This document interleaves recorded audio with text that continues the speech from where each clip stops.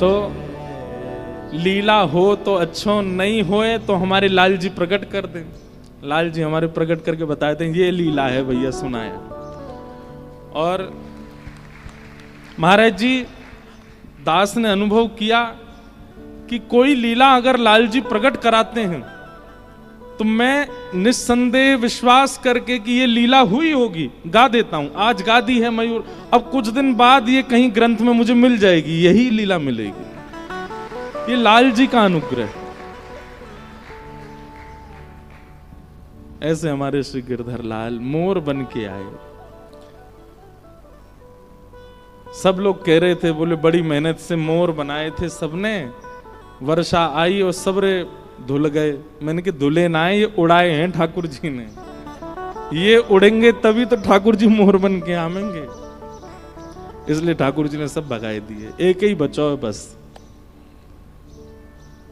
राधे जू के रिजवन काजे, कहा कहा रूप बनावे, कान्हा मोर बन आवे, कान्हा मोर। बोल मयूर बिहारी लाल की जय। आहा।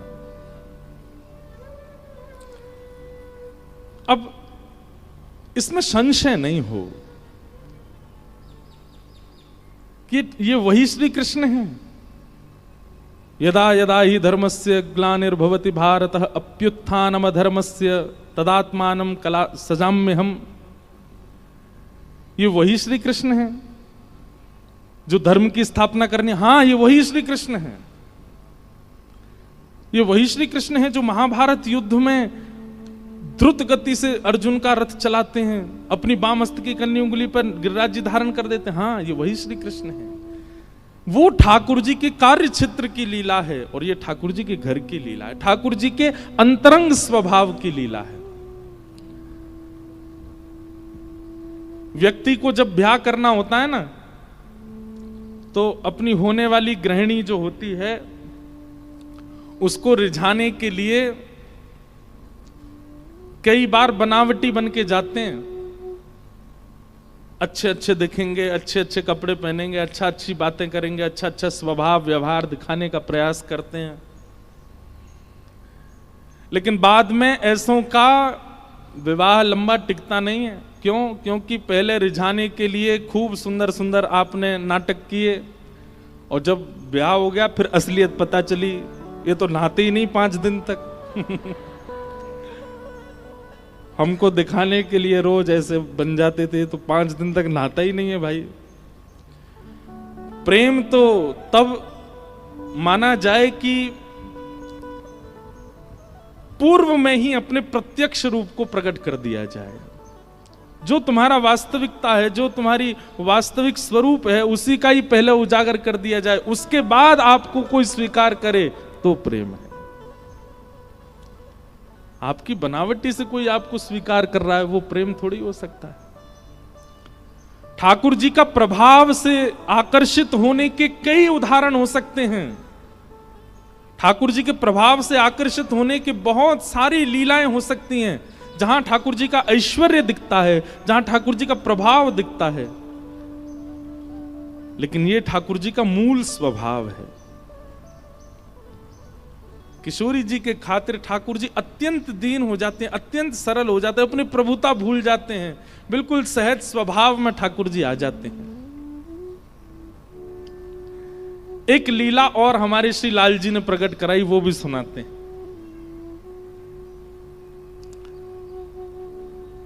किशोरी जी कल वो आम वाली लीला हुई थी। आम चुरा करके ठाकुर जी ने किशोरी जी पे पहले मिलन में ही ठाकुर जी ने अपना स्वरूप दिखा दिया, हम तो ऐसे हैं। लेकिन किशोरी जी उसके बाद भी चिंतन कर रही हैं। ललिता विशाखा कह रही है, कौन थे मिली आप हैं? कौन सो श्री कृष्ण, कौन कान कुंवर? अरे बताओ, आप ते मिलो और मिलवे के बाद आप ते आम तुड़वाए और सबरे आमन ने लेके भाज गए और माली ते शिकायत कर गो कि चोर नहीं है, सबरी पकड़ ले। ने वह कान कुंवर की बात मत करिए हमारे सामने।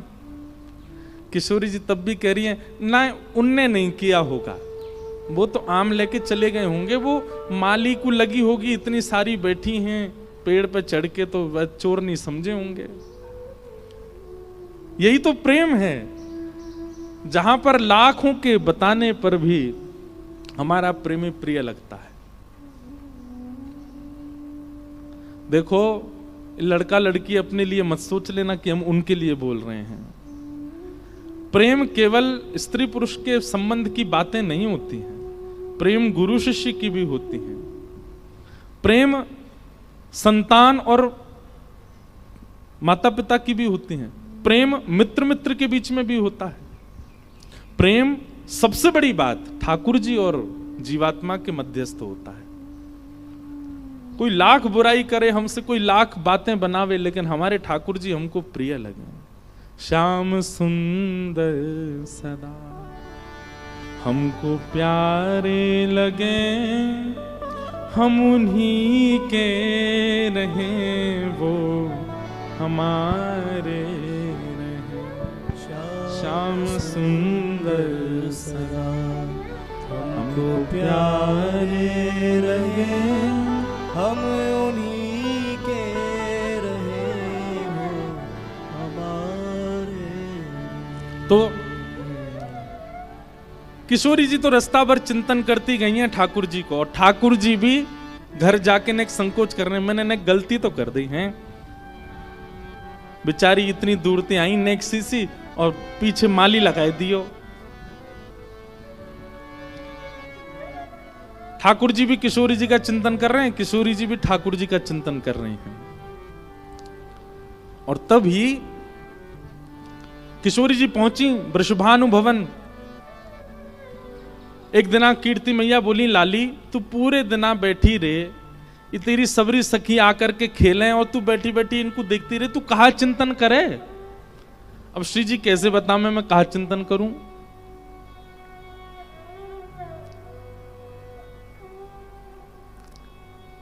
कीर्ति मैया बोली, ये लाल जी के द्वारा प्रकट लीला है महाराज जी, हमारे लाल जी ने प्रकट कराई।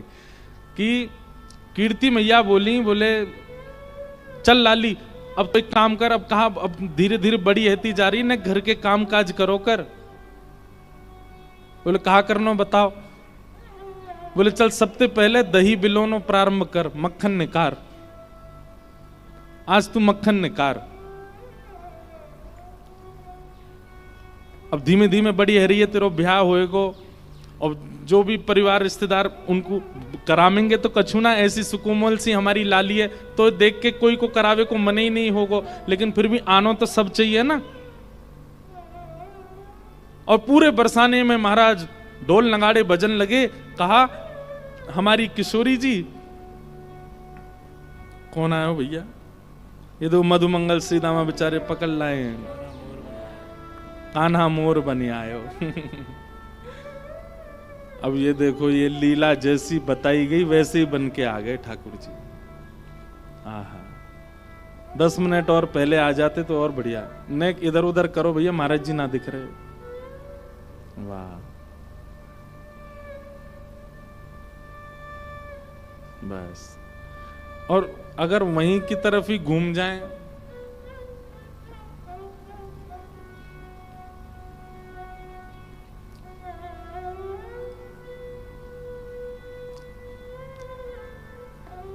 हाँ बस यही।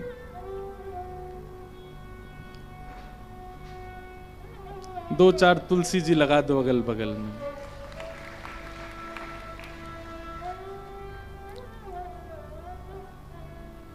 सबरे बेचारे मधुमंगल श्री दामा, तन सुखा मन सुखा धन सुखा। अब हैं कौन कौन से आप ही देख ली हूं। वाह, बोल मयूर बिहारी लाल की। अब एक चीज इसमें रह गई कि जो मोर के पंख है ना, वो ने यूं खुले और रह जाते चारों ओर, लेकिन ये भी बात है ना कि किशोरी जी सामने आएंगी तभी खुलेंगे ये। अभी बंद करके बैठे ठाकुर जी। वाह, तो भानु भवन में मैया बोली लाली तू एक काम कर। बोले कहा, अब तू दही मथनो सीख ले और दही मथ के बढ़िया सुंदर मक्खन निकार, ऐसे ही घर के काम काजन ने सीख। तो श्री किशोरी जी बोली जो आज्ञा मैया करूंगी। लेकिन राजा की लाली हैं, वृषभानु जी की लाली हैं, ये तो कछु भी करें तो पूरा नगर इकट्ठा हो जाए देखवे के काजे। जैसे हमारे लाल जी कछु भी करें तो सब ब्रजवासी इकट्ठे हो जाएं। पूरे बरसाने में ढोल बजन लगे, नगाड़े बजन लगे। बोले कहा भयो? बोले हमारी लाडली जी अब नेक नेक बड़ी है गई है, पहली बार मथनी चलामेंगी, पहली बार दही मथेंगी, मक्खन निकारेंगी। जोर जोर से ढोल बज रहे हैं। बरसाने से नंदगाम इतना दूर है कि भानु भवन से यानी कि बरसाने भवन से नंदगाम दिखाई देता है। नंद भवन और बरसानो भवन, भानु भवन दोनों पर्वत पर हैं। ये ब्रह्माचल पर्वत पर हैं, वो नंदाचल पर्वत है ना, नंदाचल पर्वत पर नंदगांव। और दोनों पर्वत पर दोनों भवन बिल्कुल आमने सामने, 6-7 किलोमीटर की दूरी है। अगर कोई जोर से चिल्लावे तो आवाज आ जा सकती है। जैसे ही ढोल बजन लगे सोई ठाकुर जी अपने भवन से बाहर निकल के आए। बोले भैया ये बरसाने में ढोल काहे को बज रहे हैं?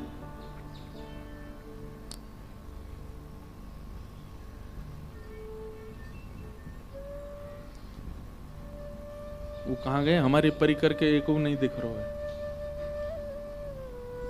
श्री राधा करके किताब रखी है, वो लेके आओ। लेखनी एक डायरी है, श्री राधा लिखा होगा, किशोरी जी के चरण बने होंगे, वो ले आओ। उसी में वो पद लिखा है। तो ठाकुर जी ने जैसे ही देखो, सुनो ए मधुमंगल, ओ श्रीदामा, ए तनसुका मनसुका जी काहे रो? श्रीदामा किशोरी जी के बड़े भैया हैं। तो श्रीदामा बोले है कारो है, आज लाडली जी, आज श्री किशोरी जी पहली बार दही मथ रही हैं और दही मथ के मक्खन निकालेंगी। ठाकुर जी तुरंत कान खड़े गए। बोले मक्खन निकालेंगी? बोले हाँ। और वहां मक्खन को खावेगा कौन?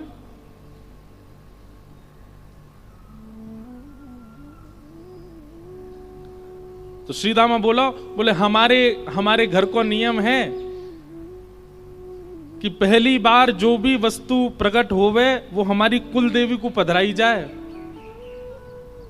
मधुमंगल बोलो अरे श्रीदामा तुम्हारा कोई कुल देवता ना है? श्रीदामा बोलो अभी तक तो कुल देवता तो ना है हमारो। सोई ठाकुर जी खड़े है, बोले खड़ो ना है तेरे सामने, मैं कुल देवता हूं भैया। तो कुल देवी को भोग लगावे जावेगो, कुल देवता तो यहीं बैठो है, मेरे भोग लगा दे। श्रीदाम बोले लाला तू ऐसे आनंद मत करो कर, ऐसी बात मत करो कर। ठाकुर जी बोले देख, ये गोपीन के घर के मक्खन चुरा के, ब्रजवासीन के घर के मक्खन चुरा के सुख मिले, लेकिन किशोरी जी दही मथिंगी और मक्खन निकलेगो और हमने नहीं चखो, हम तो पहले अगर कुल देवी ने चख लियो ना तो नहीं पाएंगे, पहले हम चखेंगे। ठाकुर जी तो ऐसे निर्णय लेते हैं और सारे जो ग्वाल वाले उछलने लगते हैं, हम लाला सही कह रहे हो जी करनो, हमें सबसे पहले मक्खन हम ही चखेंगे। श्रीदामा बोलो देखो भैया मोते तो कछु कहियो मत, मैं जाके माते मक्खन लेके नहीं आऊंगा, तुम्हें पानो तो खुद अपनी व्यवस्था करो। ठाकुर जी बोले तू चिंता मत कर, हम कर लेंगे। हाँ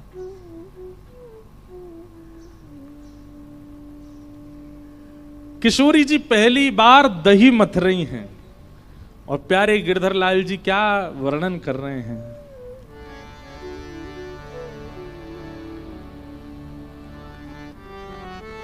आहा दधी मथ सुंदर लागे कुंवरी श्यामा, दधी मथ सुंदर लागे, दधी मथ सुंदर लागे कुंवरी श्यामा, दधी मथ सुंदर लागे छोटी सी किशोरी जी हैं और दही मथ रही हैं। सब लोग दर्शन करो लीला को। दधी मथ सुन, छोटी सी मटकी है और छोटी सी किशोरी जी बैठ करके दही मथ रही हैं। आहा, तनिक तनिक, तनिक मतलब छोटे, तनिक तनिक हाथन सो मथनी, तनिक तनिक हाथन सो, तनिक सी भोरी चलावे, तनिक सी भोरी चलावे। महाराज जी भाव आया कि ठाकुर जी ने दुनिया के मक्खन चुराए, लेकिन किशोरी जी के हाथ को निक्सो मक्खन नहीं चुराया, तो फिर काय के कन्हैया। तब गिरधर लाल जी ने ये पद लिखवाया, दधी मथ सुंदर लागे कुंवरी श्यामा, दधी मथ सुंदर लागे, दधी मथ सुंदर लागे कुंवरी श्यामा, दधी मथ सुंदर लागे। और निरख रही ब्रज नारी एक टक, निरख रही ब्रज नारी एक टक, कीरति मन हर्षावे, कीरति मन हर्षा। आहा, जैसे ही छोटी सी किशोरी जी बैठी है मथनी पकड़ करके, और जैसे ही धीमे धीमे मथनो शुरू कियो, सबरी बलैया, अरे मैया कैसी सुंदर लग रही है नेक्सी सी लाली हमारी, कितनी सुंदर लग रही है। कभी मथनी इतकू है जाए, कभी इतकू खिसक जाए, कीर्ति मैया जाके वह संभाले, लाली ऐसे धीमे धीमे चलाए आकू। दधी मथ सुंदर लागे कुंवरी श्यामा, दधी मथ सुंदर लागे, दधी मथ सुंदर लागे कुंवरी श्यामा, दधी मथ सुंदर लागे। अब ठाकुर जी को जैसे पतो चली कि किशोरी जी मक्खन निकाल रही हैं, दही मथ रही हैं, इतने में ही कहा भयो, बेबस भय थाए नंद नंदन, बेबस भय थाए नंद नंदन। ठाकुर जी दौड़े, लेकिन तभी श्रीदाम बोले, लाला तू या भेष में जावे गो तो बरसाने में घुसन कौन देगो। सबरे ग्वाल बाल बोले, लाला ऐसे मत जाइयो, बहुत पिटाई होगी नहीं तो।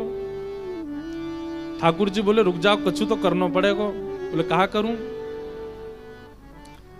तो हमारे लाला पे घूम फिर के एक काम सबसे बढ़िया आवे, कहा लाली बननो, नेक में लाली बन जाए लाला। तुरंत अपने केस खोल लिए ठाकुर जी ने, घुंघराले केस, शिखा खोल ली, और शिखा खोल करके लियो रे मधुमंगल, काजल लेके आ, आंखन में नैनो नैनो सो काजल लगायो, सुंदर बिंदी पहन ली, कानन में कुंडल लटका लिए, नथ बेसर पहन ली। ठाकुर जी का महाराज जी वृंदावन में आप दर्शन करो, ऐसा श्रृंगार कोई पुरुष करता है जैसे हमारे वृंदावन बिहारी लाल करते हैं। कानन में कुंडल पहनेंगे, होठन में लालिमा लगाएंगे, और नीचे बिहारी जी को जाकर के देखो, पजम्मी तो केवल अभी निकल के गई ना चंदन यात्रा, अक्षय तृतीया पे ही पजम्मा पहने, नहीं तो पूरो घाघरा जैसो पहने।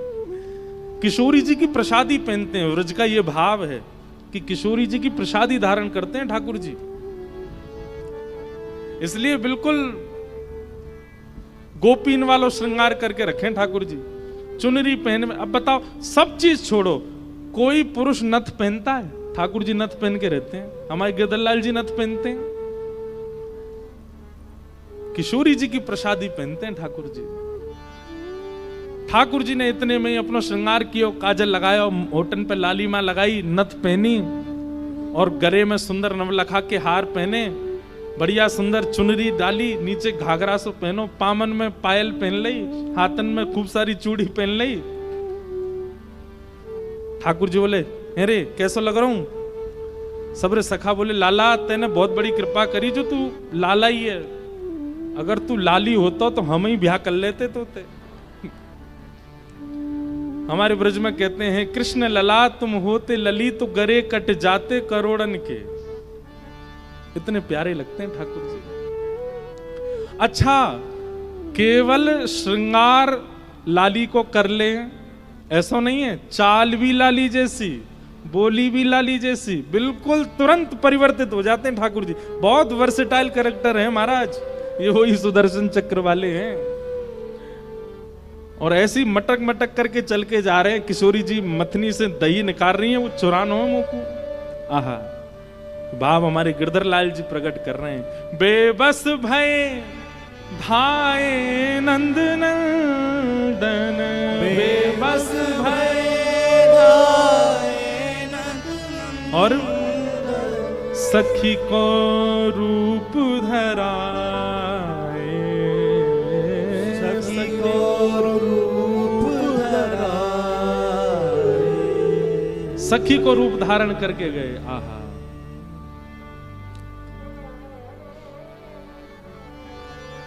छोटी सी गोपी बनकर के किशोरी जी बनकर के पहुंच गए, और छोटी सी लाली जैसी आई तो कोई ने रोके भी नहीं। और इतने बड़े बड़े लोग हैं भीतर थे, अरे नेक इतको हटाओ, मेरी सखी दही निकाल रही, मैं देखवे जाऊंगी। अरे अरे लाली तू आगे आजा, तू आगे। सब लाली समझ के आगे आगे करते चले गए। ठाकुर जी पहुंच गए बिल्कुल जहां किशोरी जी मथ रही हैं, और चुपचाप वहां जाके खड़े है गए। अगल बगल वाली गोपी के अरे कौन की है? ठाकुर जी के तो क्या करना है, कोई क्यों हूं मैं? अरे बड़ी चपड़ चपड़ बोला है, हाँ तो अपने छुरा करा दियो भ्याम होते। ठाकुर जी पे तो ऐसी बातें हैं। लेकिन जैसे ही देखा छोटी सी किशोरी जी ऐसे मक्खन मथ रही हैं, और धीमे धीमे वो दही छाछ अलग हो रही है, और मक्खन धीमे धीमे वामत निकस के आ रहे हो है। जैसे ही किशोरी जी ने अपने छोटे छोटे हाथन से मक्खन निकाल करके एक पात्र में भरना शुरू किया, ठाकुर जी के तो मुंह में पानी आ गयो। इतने में सब सखी बधाई देने लगी, अरे कीर्ति मैया बधाई हो, लाली ने पहली बार माखन निकालो है। कुल देवी को भोग लगाओ, कुल देवी को भोग लगाओ, सुन मोहन घबराए, सुन मोहन सखी के रूप में छल बल करके, सखी के रूप में छल बल करके। अब जैसे ही कुल देवी को भोग लगावे की बात आई, सब बोली लाली देख तेरे पूरे लत्तान पे, लत्ता बोलते हैं कपड़े, तेरे पूरे लत्तान पे दही छिड़क गयो है। अब तो एक काम कर, ये मक्खन लेके जाएंगे, कुल देवी को भोग लगाएंगे, पहली बार निकास होते हैं ना, तू जाए करके दूसरे लत्ता पहने आ। किशोरी जी दूसरे लत्ता दूसरे वस्त्र पहनने गई, सब सखियां भी किशोरी जी को तैयार करने गई। छोटी सी किशोरी जी चली गई, नेक्स्ट सी एक सखी रह गई भीतर, ठाकुर जी। गोपी बोली अरे तू ना जावेगी लत्ता बदलवे? ठाकुर जी बोले अरे आजकल माखन चोर बहुत डोल रहे हैं ब्रज में, मैं यहाँ की रक्षा करूंगी, तुम सब जाओ। गोपी बोली अरे बड़ी सुघड़ छोरी है, देख कैसे यहाँ के मन में आई कि रक्षा करेगी यहाँ की। अच्छा ठीक है तू रक्षा कर, हम जा रही हूँ। रक्षा करवे काजे भी कौन के हवाले छोड़ के गए ठाकुर जी के।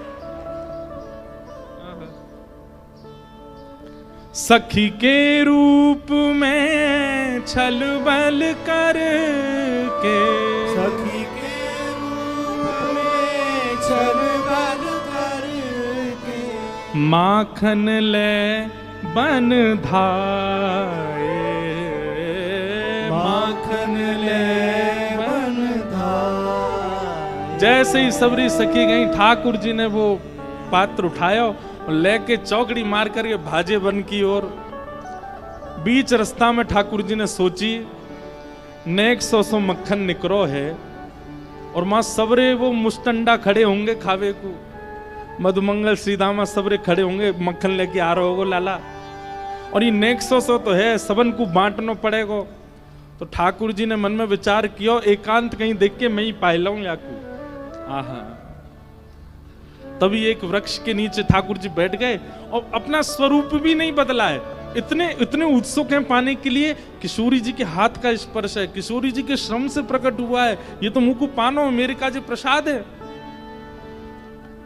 और एक वृक्ष के नीचे बैठ करके जैसे ही माखन को जब अधर लगायो, माखन को जब अधर लगायो। या के बाद महाराज जी कहा भयो, हमारे लाल जी क्या सोचते हैं देखो। जैसे ही मक्खन ठाकुर जी ने अधर सो लगायो और मक्खनन को तो स्वाद आवे, लेकिन किशोरी जी के हाथ से निकसो मक्खन जैसे ही ठाकुर जी के अधर पर गयो, अधर पर जाते ही ठाकुर जी तो बेसुध होके मूर्छित होके गिर पड़े वहीं पर। आहा, ऐसा स्वाद आ रहा है, ऐसा रस आ रहा है, किशोरी जी के हाथ से निकलो है। माखन को जब अधर लगायो, माखन को जब अधर लगायो, गिरधर बेसुध पायो, गिरधर बेसुध पायो। जैसे कोई, वैसे उदाहरण तो थोड़ा अटपटा है लेकिन समझो, जैसे कोई व्यसनी व्यक्ति, उसका व्यसन सामने आ जाए तो व्यसन का उपभोग करके वो उस व्यसन में तल्लीन हो जाता है, फिर भूल जाता है अभी धूप है, ताप है, रात है, दिन है, भोर है, वर्षा है, कोई बैठा है, नहीं बैठा। जब उसकी उत्सुक वस्तु सामने आ जाती है तो वो बेसुध हो जाता है। ठाकुर जी ऐसे ही मक्खन पाए के बेसुध है करके पड़ गए। एक एक कणिका मक्खन की मानो अपने मुखमंडल पर ऐसे ठाकुर जी रस ले ले करके वाकू पा रहे हैं, ऐसे बेसुध है गए, भूल गए कहा है रोए। एक एक कणिका में मक्खन के में, जबकि मक्खन में कण नहीं होते, लेकिन ठाकुर जी अपनी जिह्वा से वाके एक एक कण को ऐसे ऐसे धीमे से ग्रहण कर रहे हैं। किशोरी जी के हाथ को निकलो है, बड़ा बहुमूल्य मक्खन है, याकू तो बड़े प्रेम से पानो है, बेसुध है करके ठाकुर जी पा रहे हैं। माखन को जब अधर लगायो, माखन को जब अधर लगायो, गिरधर बेसुध पायो, गिरधर बेसुध पायो। यहाँ किशोरी जी तैयार भई, सब सखियां तैयार भई, जैसे तैयार है करके गई, मथनी जहां रखी वहीं मक्खन धरो। कीर्ति मैया बोली, अरे गोपियों जाओ, जाए करके ले आओ। अरे मैया वहां पे एक छोटी सी सखी खड़ी है वह रक्षा में मक्खन की, वही ते कह दें वो ले आवेगी। अरे गोपियों जाओ, वह सखी ते कहो मक्खन लेके आवेगी, छोटी सी लाली है। मां गए तो ना तो लाली है ना मक्खन है, सब चलो गो। अरे महाराज दौड़ी दौड़ी आई, अरे मैया काबे हो? बोले मक्खन तो मां मिलो ही नहीं है, और वो सखी भी ना है, वो गोपी ना है छोटी सी, कहां चली गई? इतने में ललता विशाखा आदि सब छोटी छोटी आ गई। बोले एरी या पूरे बरसाने में हम 8 के अलावा कोई को अनुमति नहीं है वृषभानु भवन में जाके किशोरी जी के पास खड़े है। ये 9वीं सखी कौन सी आई? तू गई? बोले ना मैं तो नहीं। तो तू ही थी? बोले मैं भी नहीं।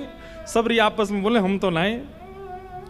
तभी विशाखा जी को दिमाग घूमो, बोले मक्खन निकसो, वो भी पहली बार, और तभी एक नई सखी को आगमन भयो, और वो रक्षा की भावना कह के गई, और जब लौट के आके देखो तो ना सखी मिली ना मक्खन।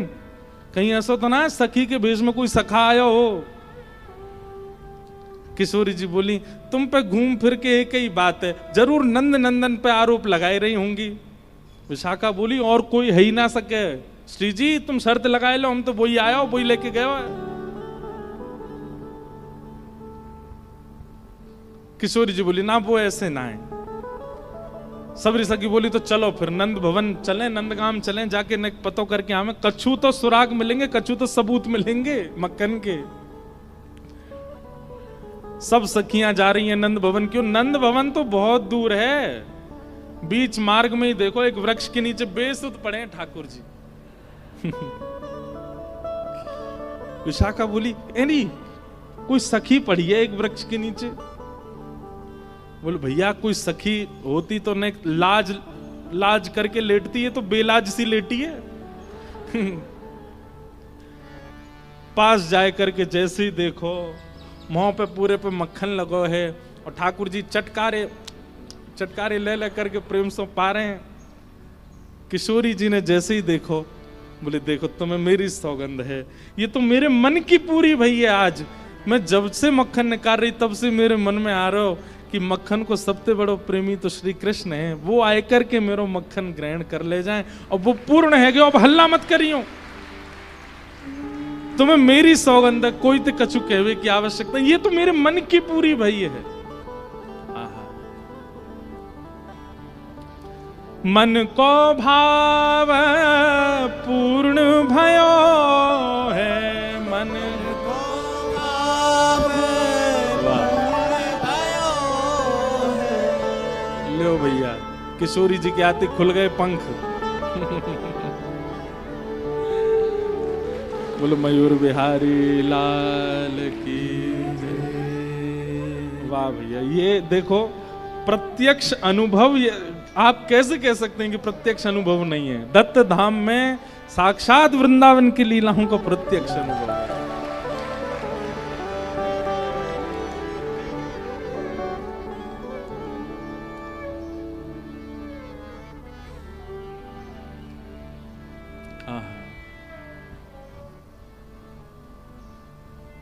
बस बात इतनी है कि माखन चोरी लीला प्रारंभ हो गई है, और प्रत्यक्ष में भी मयूर लीला ही चल रही है। लेकिन आज पूरी थीम उत्सव का रूप तो मयूर विहार का ही है ना, वो उसी भाव में ही रहेंगे ठाकुर जी। बोल मयूर बिहारी लाल की जय। अच्छा एक बात और मंदार जी, मयूर विहार लीला में एक स्वरूप होता है कि किशोरी जी बगल में नहीं, ठाकुर जी के आगे ठाड़ी होती हैं, और ठाकुर जी पीछे पंख खोल के ऐसे खड़े रह जाएं, तब मयूर बिहारिणी बिहारी जी प्रकट होंगे। मतलब ठाकुर जी को मुख भी दिखे और किशोरी जी भी दिखें, और किशोरी जी उधर मुंह, ठाकुर जी को भी उधर मुंह, हाँ ऐसे विराजमान कर दो। वाह, चौकी पे नहीं ऐसे ही ठाकुर जी दिखेंगे, नहीं नहीं तो हाँ लाल जी भले ही चौकी पे है जाएं। वाह,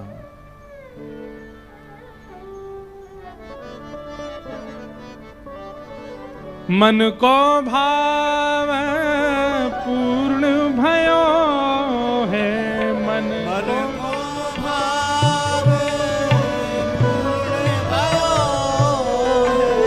है। मन को भाव पूर्ण भयो है, मन को भाव पूर्ण भयो है।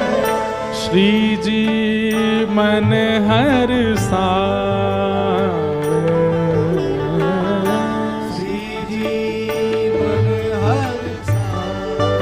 और फिर कहा लीला भाई, शीत प्रसादी सब में बाटी, शीत प्रसादी सब में बाटी। सब सखियां बोली, हे श्यामाजू आपके मन को भाव पूर्ण भयो कि ठाकुर जी ने आपके हाथ से निक्सो माखन पायो, लेकिन हम सब सखीन को भी मनोरथ है तो कि हमारी श्यामाजू जब मक्खन निकालेंगी तो हम सब भी पाएंगे। तो किशोरी जी बोली, मिल तो गयो, मेरे द्वारा प्रकट कियो गयो मक्खन पहले श्री कृष्ण ने पायो, वो प्रसादी है गयो। अब या में से बचो कुछ मैं भी नेक ले रही हूं, और बाकी जो बचेगा वो तुम सब पाए लो। प्रसादी है, अमनिया थोड़ी पाओगी, प्रसादी पाओगी। वैष्णव का स्वभाव है कि वो किसी भी वस्तु को बिना ठाकुर जी को निवेदित किए नहीं पाता, अमनिया नहीं पाता, प्रसादी पाता है। किशोरी जी और ठाकुर जी दोनों की जब प्रसादी हो गया मक्खन, तब सखियों ने जो बचा हुआ था उसमें से एक एक तनिका सब में बांट दी। शीत प्रसादी सब में बांटी, शीत प्रसादी सब में बांटी, शीत प्रसादी सब में बांटी, शीत प्रसादी सब में बांटी, लीला सुख बरसा, लीला सुख बरसा, दधिमथ सुंदर लागे कुंवरी श्यामा, दधिमथ सुंदर लागे, दधिमथ सुंदर लागे कुंवरी श्यामा, दधिमथ सुंदर लागे, दधिमथ सुंदर लागे कुंवरी श्यामा, दधिमथ सुंदर लागे, दधिमथ सुंदर लागे कुंवरी श्यामा, दधिमथ सुंदर, दधिमथ सुंदर दधिमथ सुंदर, दधिमथ सुंदर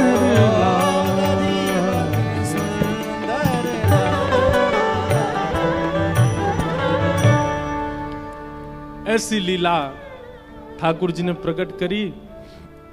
और किशोरी जी के द्वारा प्रकट किए गए माखन श्याम सुंदर चोरी करके लाए और प्रेम सो पा रहे हैं। ऐसी लीलाएं सब चल रही हैं। प्यारे गिरधर लाल जी प्रेरणा देकर के कुछ कुछ भाव प्रकट कराते रहते हैं। तो दधी मत सुंदर लागे। एक दिना किशोरी जी के मन में आई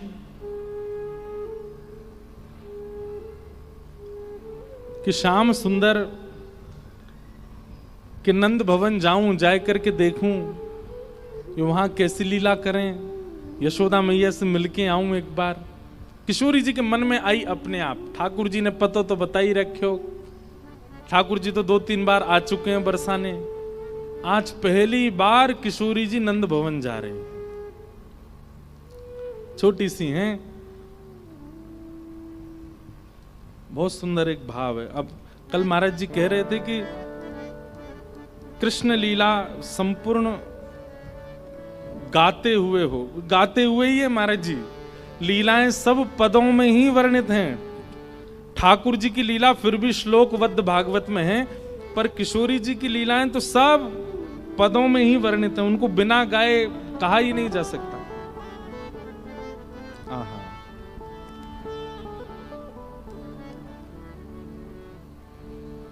खेलन के मिस कुंवरी राधिका नंद भवन में आई हो। खेलन के मिस कुंवरी राधिका नंद मेहर घर आई हो। किशोरी जी के मन में आयो कि मैं आज खेलवे नंद भवन जाऊं। कभी कभी प्रियतम के निज निवास पर भी जाके देख लेना चाहिए अचानक से। जैसे महाराज जी हमारे ब्रज में ऐसा भाव बताते हैं कि ठाकुर जी को भोग लगाते हैं तो पर्दा किया जाता है। हमेशा तो 365 दिन प्रयास कीजिए कि उसका एक समय निर्धारित हो कि ठाकुर जी को भोग लगाते समय इतनी देर ठाकुर जी के आगे पर्दा किया जाएगा। राजभोग आरती के बाद इतनी देर अनौसर होगा। अनौसर का मतलब क्या होता है? अनौसर का मतलब होता है ठाकुर जी अब हमारे लिए उपस्थित नहीं है। अब ठाकुर जी गौचारण करने गए हैं, सखियों के पास गए हैं, गोपियों के पास गए, भक्तों के पास गए, तो इसलिए 12, साढ़े 12, 1 बजे हमारे वृंदावन में सारे मंदिरों में अनौसर हो जाता है। उस समय ठाकुर जी आपके लिए उपस्थित नहीं है, सो रहे हैं ऐसी बात नहीं, ठाकुर जी अब कहीं और गए हैं, इस समय मंदिर में नहीं है। उस समय यदि आप दर्शन खोलते हैं तो वो अपराध लगता है। तो ऐसे ही अपने अपने घर के ठाकुर जी का भी एक अनवसर निश्चित कर लीजिए, और यही होना चाहिए। 12-1 बजे के बाद ठाकुर जी के पर्दा हो जाए, 4, साढ़े 4, 5 बजे तक फिर दर्शन कोई ना करे। उसमें ठाकुर जी अब अनवसर में चले गए हैं। अब किसी भक्त के यहाँ, अब जैसे हम यहाँ हैं, जितनी देर कथा चलती है उतनी देर अनवसर रहता है गिरधर लाल जी का। तो अनवसर का मतलब क्या है? अब ठाकुर जी गए होंगे, तैर रहे होंगे गोदावरी जी में, नेक आगे चले गए होंगे, यहाँ के मराठी लोग मिल गए होंगे बीच में, उनकी गैयान को देख के कह रहे होंगे लौकर करा, जल्दी करो। 2-4 शब्द ही आते हैं मराठी के।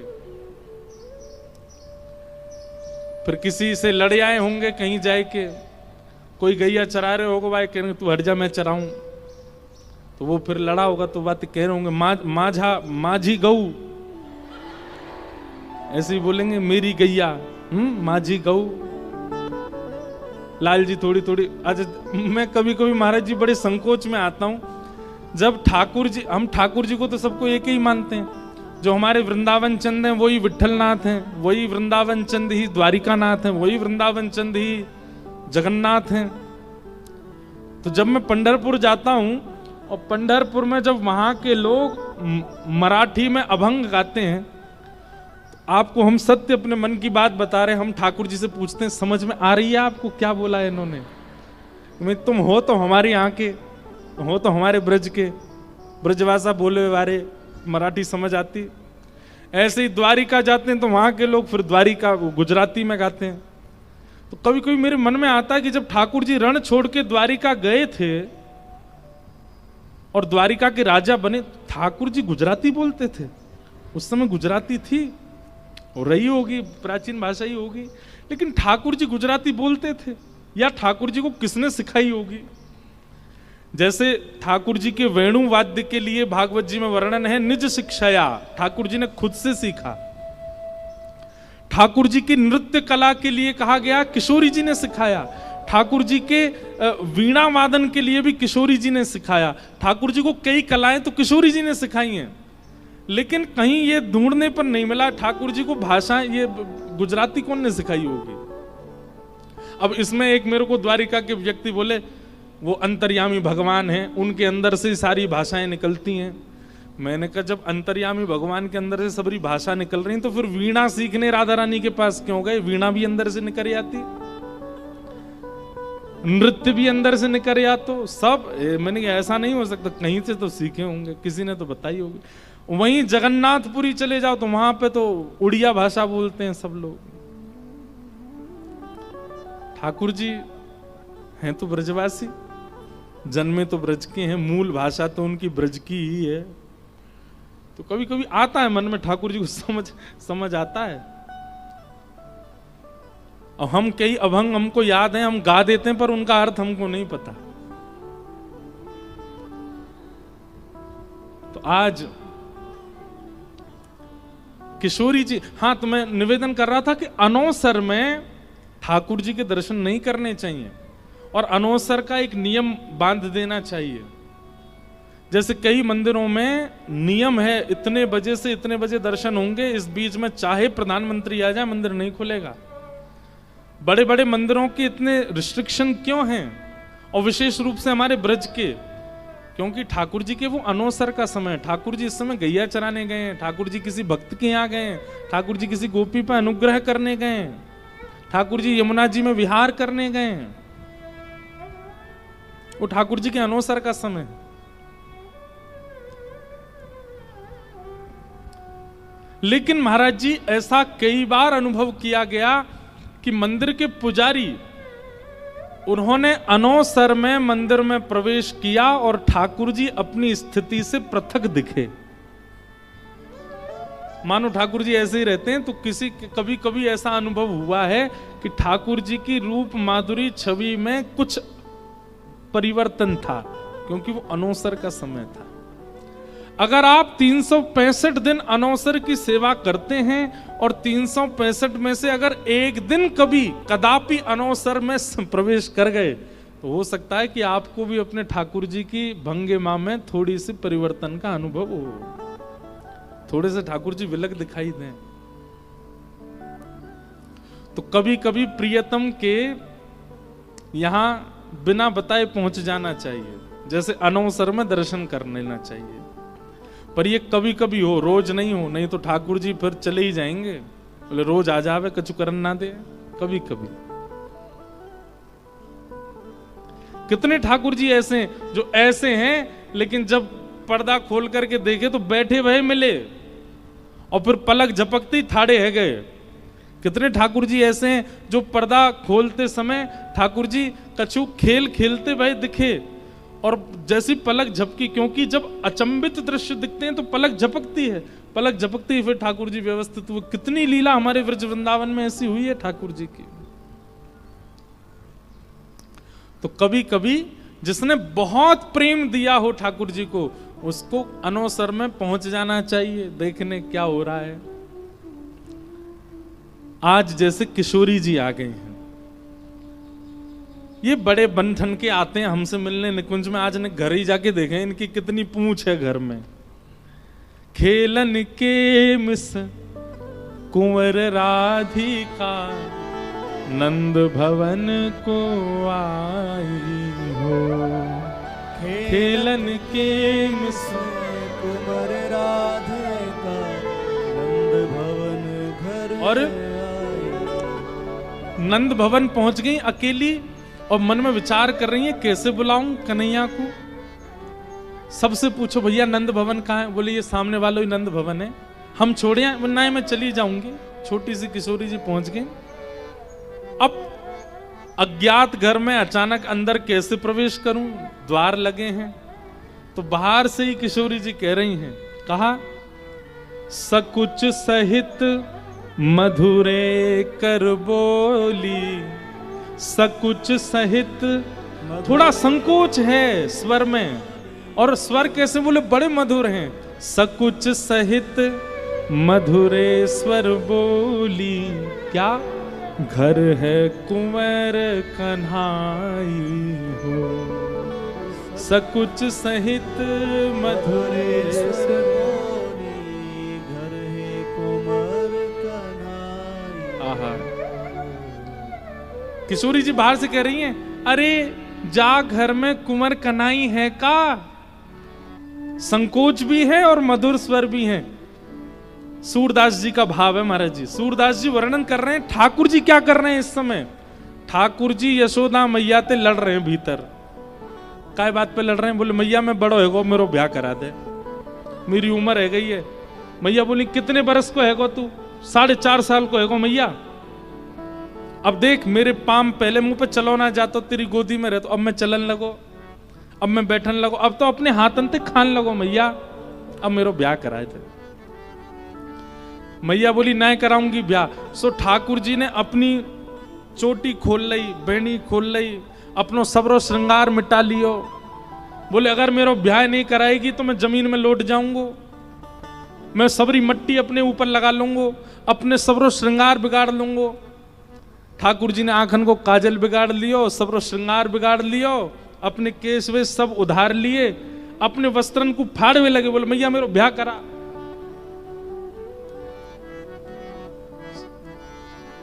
जई हो लोट अबई धरणी पे, तेरी गोद ना आई हो।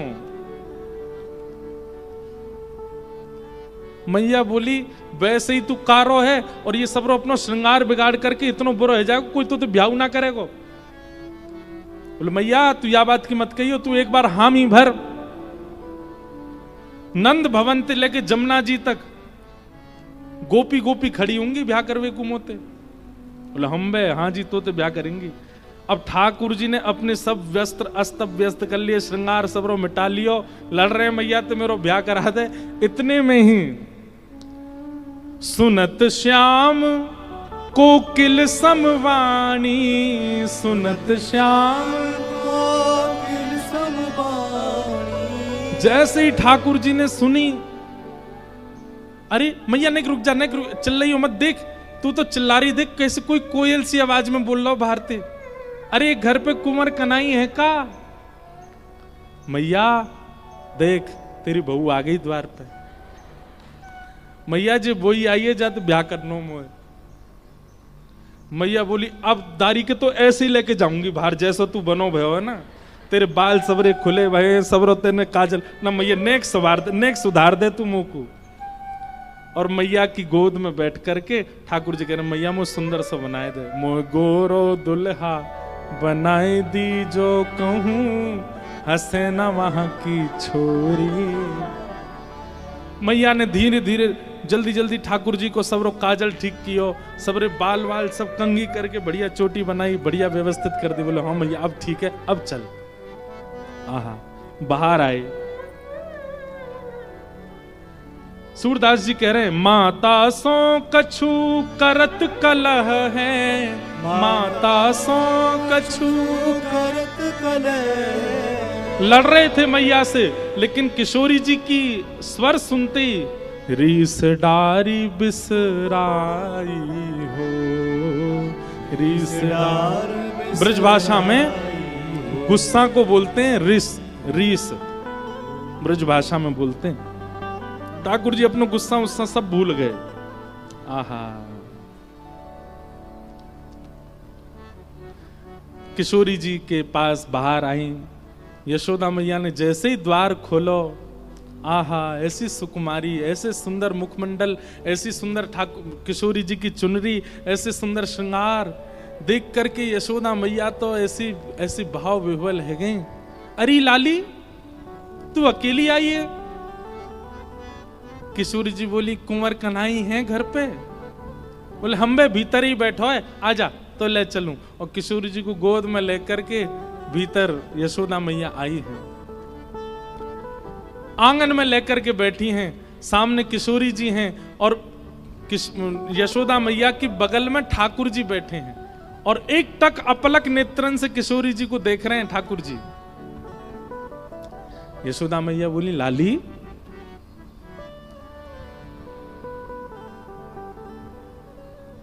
तेरो गांव कौन सा, कौन से गांव ते आई है तू? ठाकुर जी बोले मैया मैं बताऊं, जब बरसाने ते आई है। मैया बोली अच्छा बरसाने ते।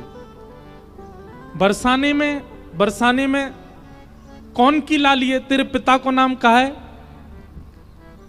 ठाकुर जी बोले मैया मैं बताऊं, वृषभानु जी की लाली है जे। मैया बोली अच्छा लाली तू भानु जी की लाली है? किशोरी जी बेचारी कुछ नहीं बोल रही, बस सर गर्दन हिला रही है। उत्तर तो सब ठाकुर जी दे रहे हैं, हाँ मैया उन्हीं की लाली है जे। अच्छा तेरो नाम का है लाली? तेरे उत्सव में हम आए, जब तेरो जन्म भयो हम आए वहां पे, वहां हमने खूब नृत्य कियो, खूब आनंद किए। तेरो नाम कहा रखो मैया ने? ठाकुर जी बोले मैया जाको नाम राधा रखो है। मैया बोली तो पूछ रही हूं मैं, तू काय को बता रहा हो? बात पूछ रही हूं, बाय बोलन दे ना। मैया मुझे तो सब पता ही हमारे में बता रहा हूं धीमे धीमे। आहा मैयारी तू इनको चीन्हती, मैयारी तू इनको चीन्हती, बारंबार बताई हो, बारंबार बताई हो। बार बार बता रहे हैं। आहा तभी मैया ने लाला पकड़े, तो बहुत पता है के बारे में, यहाँ पे आ। ठाकुर जी बोले कहा बे मैया अब तू यूं बता, तू कहां मिल के आयो जाते? तो ये कैसे पता हो या को नाम कहा है, या को गांव कहा है, या कि मैया कौन, या कि पिताजी कौन? ठाकुर जी बोले मैया जमुना तीर कल, जमुना तीर कलही में भूलो, जमुना तीर कलही में भूलो, बाह पकड़ ले आई हो, बाह पकड़। ले आई हो। महाराज जी ठाकुर जी की बात सुनो, क्या कह रहे हैं। मैया कल मैं जमुना जी में गयो खेलवे के काज। बोले अच्छा, फिर माँ का भयो। बोले महाते मैया मैं नंद भवन को रास्ता भूल गयो, मैं अपने घर को ही रास्ता मालूम नहीं पड़ो। और मैं तो मैया एक वृक्ष के नीचे बैठ के रोने लगो। एक वृक्ष के नीचे बैठ के जैसे रोन लगो, इतने में ही जी लाली आ गई मेरे पास और मोते आके बोली तुम काहे को रो रहे हो। तो मैंने कही मैं अपनो घर भूल गया हूँ, मेरो घर कांकू है। तो जे मेरो हाथ पकड़ के मुंह को यहाँ छोड़ के गई है। मैया बोली अच्छा, तो कु नंद भवन को रास्ता ना पतो ना। मैया वैसे तो रोज पतो रे, कल ही भूल गए हो बस में। जमुना तीर काल में भूलो, जमुना तीर काल में भूलो। बाह पकड़ ले आई हो। बाह पकड़ ले आई हो। आवत इह तो ही सकुचत है, आवत इह तो ही सकुचत है। मैं दे सोह बुलाई हो। मैं दे सो बुलाई मैया हो। कल ही हमारी मित्रता भई और मैया ये आज मुझे बुलावे आई खेलवे के काजे, लेकिन तोते बहुत संकोच कर रही है। या हमारे या के एक एक चीजन को बात मैं बता रहा हूँ, कौन से गांव की है, या के पिताजी कौन है, सब मैं बता रहा हूँ या हमारे।